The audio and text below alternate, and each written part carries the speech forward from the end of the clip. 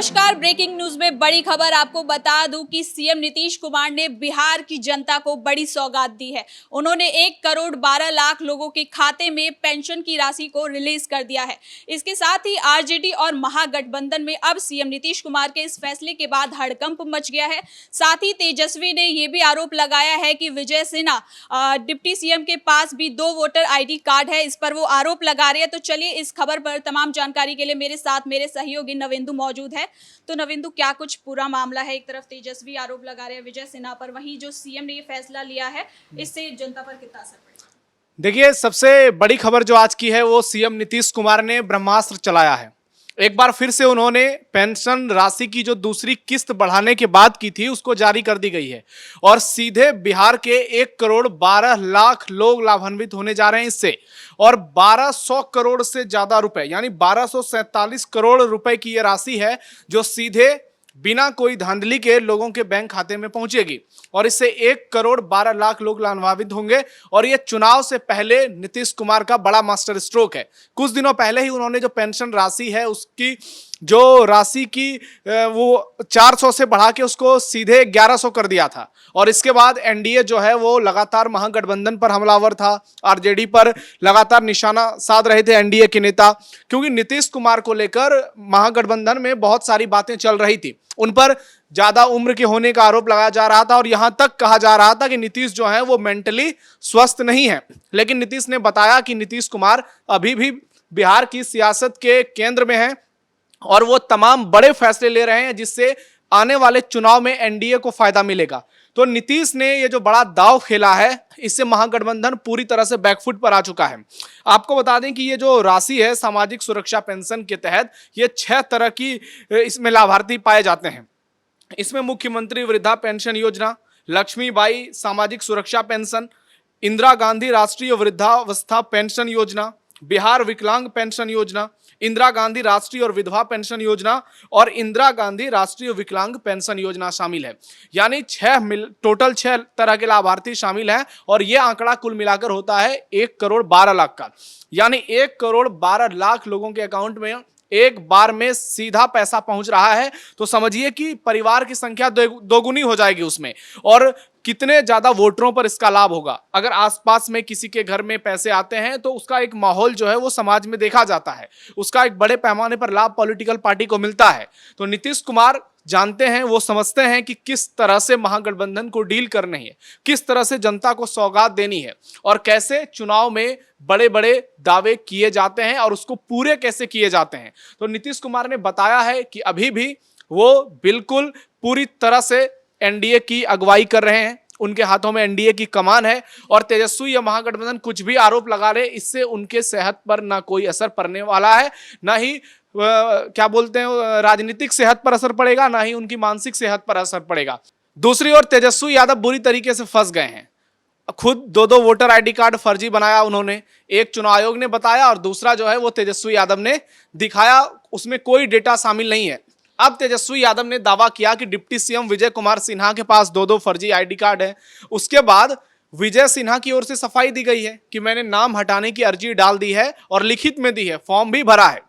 हालांकि महागठबंधन इसको बड़ा मुद्दा बनाने की कोशिश कर रहा है, लेकिन दर्शकों को भी बता दें कि जिन लोगों के नाम काटे गए हैं बिहार में 66 लाख, उनमें से कई लाख लोग ऐसे हैं जिनका नाम 2 जगह पर जुड़ा हुआ था और उसी में से एक विजय सिन्हा भी हैं। तो विजय सिन्हा का नाम कटना तय माना जा रहा है। लेकिन तेजस्वी यादव जवाब क्यों नहीं दे रहे हैं, यह बड़ा सवाल है। चुनाव आयोग लगातार उनसे जवाब मांग रहा है, उनको 2-3 बार नोटिस दिया गया है, लेकिन इसके बावजूद तेजस्वी यादव कुछ बोल नहीं रहे हैं। वो लगातार दूसरे मुद्दों को लेकर एनडीए पर आरोप लगाते हैं, वो बात को डाइवर्ट करने की कोशिश करते हैं, लगातार प्रेस कॉन्फ्रेंस कर रहे हैं, लेकिन जो असल सवाल है उसका जवाब तेजस्वी देते हुए नजर नहीं आ रहे हैं, जो बता रहा है कि तेजस्वी बहुत ज्यादा घबराए हुए हैं चुनाव से को लेकर के और वो बैकफुट पर हैं, नीतीश कुमार का मुकाबला नहीं कर पा रहे हैं, इसलिए ऐसी फिजूल आरोप लगा रहे हैं।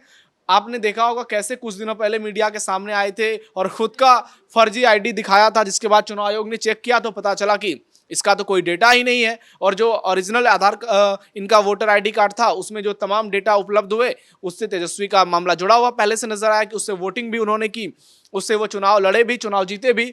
तो तेजस्वी यादव बुरी तरीके से फंस गए हैं। अब क्या है कि एनडीए बनाम महागठबंधन की लड़ाई में नीतीश और तेजस्वी आमने सामने नजर आ रहे हैं। एक और नीतीश कुमार अपने काम को लेकर हुंकार भर रहे हैं।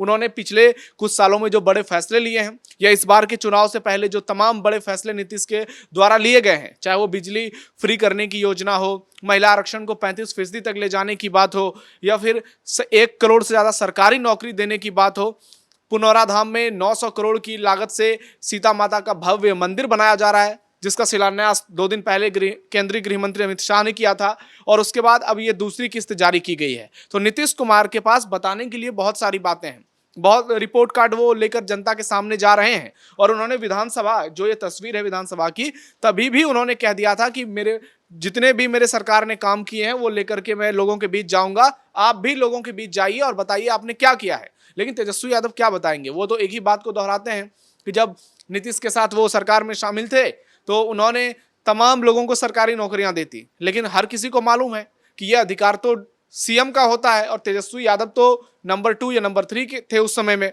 लालू यादव भी सक्रिय थे और सरकार की पूरी अगुवाई नीतीश कर रहे थे। तो तेजस्वी के इन दावों पर बिहार की जनता ने 2024 के लोकसभा चुनाव में तो यकीन नहीं किया। विधानसभा चुनाव में इसका क्या असर होगा, ये देखने वाली बात होगी। इसके साथ ही जो तेजस्वी यादव है वो अनंत सिंह पर भी और नीतीश कुमार की जो कल मुलाकात हुई है 15 मिनट की, उस पर भी सवाल उठा रहे हैं, तो ये कितना सही है? नहीं, देखिए, सियासत में सवाल उठाना लाजमी है, चाहे तेजस्वी हो या फिर कोई और नेता हो। अनंत सिंह जो कि जेडीयू के पूर्व विधायक रह चुके हैं, आरजेडी से भी चुनाव लड़े हैं, निर्दलीय विधायक भी रह चुके हैं, और मोकामा में वो फिर से चुनाव लड़ने की बात कर रहे हैं। तेजस्वी यादव बहुत ज्यादा डरे हुए हैं। उनको लग रहा है कि अनंत सिंह यदि चुनाव खुद लड़ते हैं तो उसका असर ना सिर्फ मोकामा की सीट पर पड़ेगा, बल्कि मुंगेर, बख्तियारपुर, पटना, लखीसराय, कई जगहों पर उसका सीधा असर देखने को मिलेगा। क्योंकि अनंत सिंह जिस भूमिहार समाज से आते हैं, उनकी फैन फॉलोइंग बिहार में अच्छी खासी है, उसका असर चुनाव में देखने को मिल सकता है। और जिस तरह से अनंत सिंह तेजस्वी पर हमलावर हैं, लालू राबड़ी पर हमलावर हैं, सीधे तेजस्वी को चुनौती देते हैं कि अगर हिम्मत है तो मेरे खिलाफ चुनाव लड़कर दिखाओ, जमानत जब्त करा देंगे। तो अनंत सिंह, जिनकी पहचान एक बाहुबली के तौर पर भी है, उन पर तमाम मुकदमे चल रहे थे, कई सारे आरोप भी लगे, लेकिन कई मामलों में उनको जमानत भी मिली है, कई मामलों में बेल भी मिली है। लेकिन चुनाव से पहले वो एक बार फिर से जेल से बाहर आए हैं। फिलहाल उनकी पत्नी नीलम देवी भी विधायक हैं। वो आरजेडी पाले की ओर थी, लेकिन जब फ्लोर टेस्ट हुआ था तो वो जेडीयू के खेमे में आ गई थी।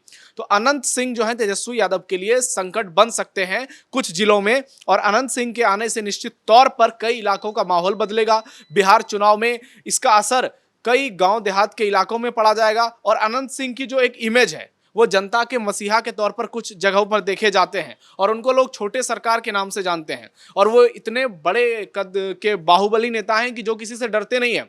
वो सीधे तेजस्वी यादव उनको लेकर उनसे सवाल पूछा गया कि तेजस्वी दावा कर रहे हैं कि उन्होंने अपनी सरकार में लाखों नौकरियां दी, तो वो सीधे इस तौर से कहते हैं कि वो अपने बाप से पूछे, अपने माँ से पूछे कि उसने नौकरी दी है कि नीतीश कुमार ने नौकरी दी है। अनंत सिंह ये कह रहे हैं कि नीतीश आज तक के बिहार के सबसे बेस्ट चीफ मिनिस्टर हैं, और उनका एक ताजा बयान सामने आया। वो कह रहे हैं कि वो कुछ लोगों के चलते जेडीयू छोड़कर दूसरी पार्टी में गए थे, वो फिर से नीतीश कुमार के साथ आ गए हैं और मजबूती से नीतीश के साथ खड़े रहेंगे। तो तेजस्वी को अब समझ में नहीं आ रहा है कि इसका काउंटर कैसे किया जाए। तेजस्वी यादव अनंत सिंह को लेकर ज्यादा कुछ बोल भी नहीं सकते हैं, क्योंकि अनंत सिंह कभी लालू यादव के बहुत ज्यादा करीबी हुआ करते थे।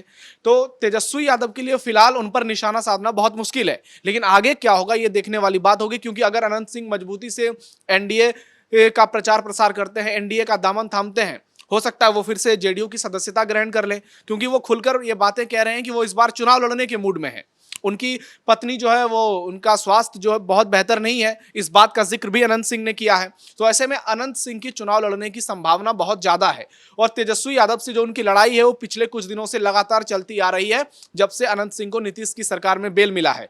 तो तेजस्वी वाकई में बहुत ज्यादा घबराए हुए हैं। उन्हें विधानसभा चुनाव से पहले कोई पॉलिटिकल रास्ता नजर नहीं आ रहा है जिसे पार करके वो बिहार की सत्ता की गद्दी तक पहुंचे। वो बार बार एसआईआर का मुद्दा उठा रहे हैं, बार बार वक्फ का मुद्दा उठा रहे हैं, लेकिन जनता उनसे जो है प्रेरित नहीं हो पा रही है। जनता को वो बीच में मैसेज नहीं पहुंचा पा रहे हैं कि नीतीश कुमार के विकल्प के रूप में आज के दौर में तेजस्वी यादव हैं। क्योंकि नीतीश जो फैसले ले रहे हैं, नीतीश जिस तरह से लगातार एनडीए का पक्ष मजबूती से रख रहे हैं, और उनके साथ पीएम मोदी का नाम जुड़ा है, बिहार में डबल इंजन की सरकार है, कई और पॉलिटिकल पार्टियां शामिल है, चिराग पासवान, जीतन राम मांझी, उपेंद्र कुशवाहा जैसे बड़े नेता हैं। तो एनडीए का पलड़ा भारी नजर आ रहा है, और तेजस्वी यादव जो है इनको लग रहा है कि अब एसआईआर और वोटर लिस्ट का शायद बिहार में प्रभाव नहीं पड़ पाएगा।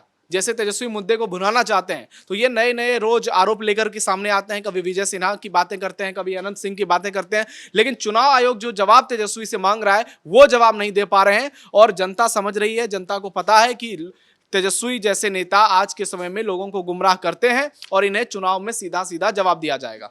इसके साथ ही चुनाव आयोग ने सुप्रीम कोर्ट में हलफनामा दाखिल किया है और कहा है कि कोई भी पात्र मतदाता नहीं छूटेगा। एक तरफ विपक्ष आरोप लगा रहा है, लेकिन चुनाव आयोग ये दावा कर रहा है कि कोई भी पात्र मतदाता नहीं छूटेगा। तो इस पर क्या? देखिए, चुनाव आयोग ने राहुल गांधी के आरोपों पर भी यही कहा था कि आप शपथ पत्र दाखिल करिए कोर्ट में, लिखित में बयान दीजिए, आपने जो प्रूफ दिखाए हैं।